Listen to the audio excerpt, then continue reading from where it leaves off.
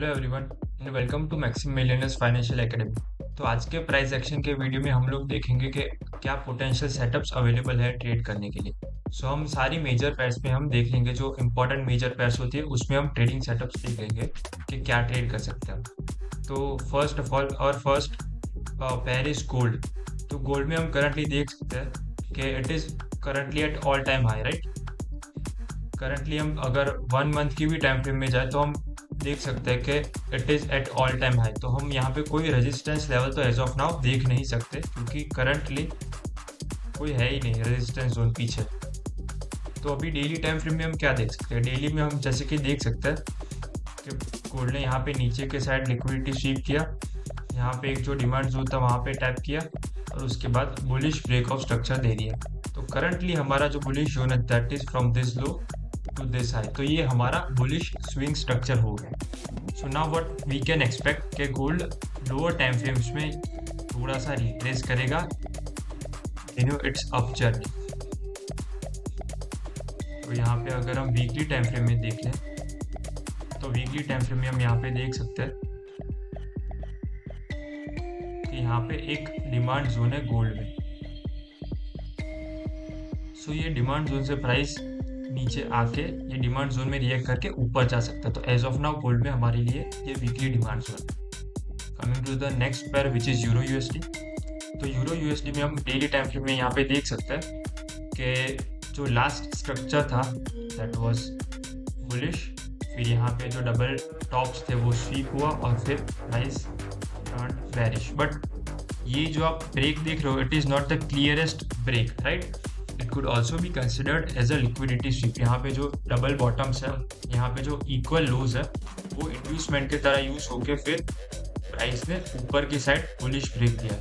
So as of now हम यहाँ पे देख सकते हैं कि डेली जो मोस्ट इमीडिएट हमारा जो स्विंग स्ट्रक्चर है डेली में दैट इज दिस वन। ये लो से लेके ये हाई तक this is our daily swing structure.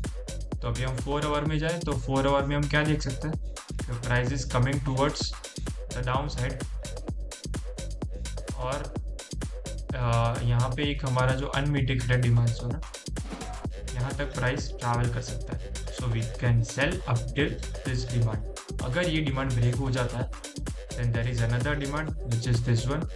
But to be honest ये डिमांड इतना सिग्निफिकेंस नहीं होगा, बिकॉज यहाँ पे हम देख सकते हैं कि इक्वल लोज बहुत सारे। So that is a sign of liquidity. तो ये डिमांड जोन पे हम वी विल वेट कि यहाँ से हमको कोई रिएक्शन मिले।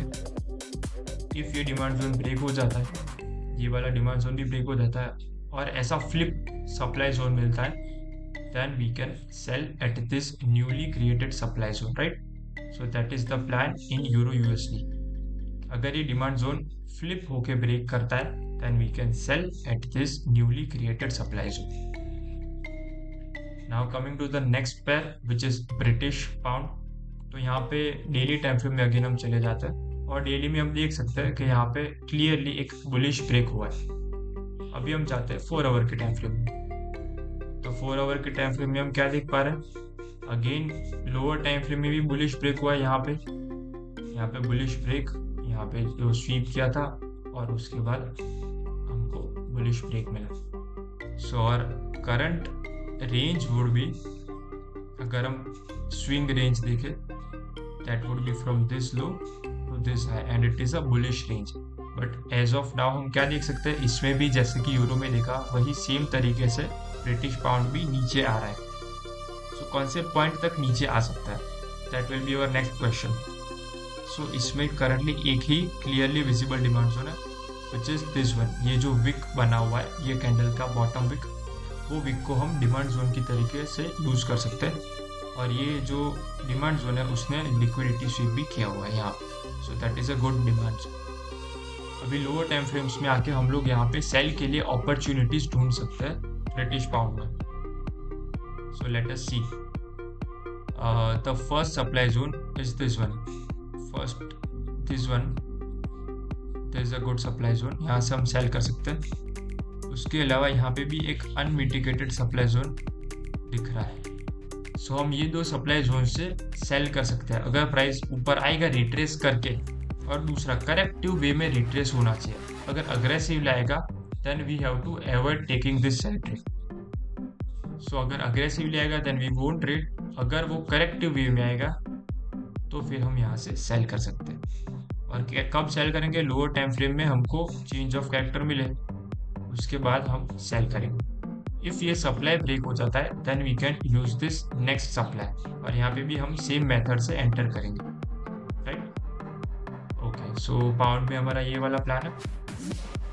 Then next pair which is Australian dollars, AUD USD, तो उसमें भी सिमिलर स्ट्रक्चर है। बुलिश ब्रेक है, अग्रेसिव, एंड फिर अग्रेसिवली प्राइस नीचे आ रही है। तो यहाँ पे प्राइस ने देखिए, आप ध्यान से देखिए, यहाँ पे जो भी इम्बैलेंस फिल क्रिएट किया हुआ था, यहाँ पे जितना भी इम्बैलेंस था वो सारा अभी अग्रेसिवली फिल हो चुका है।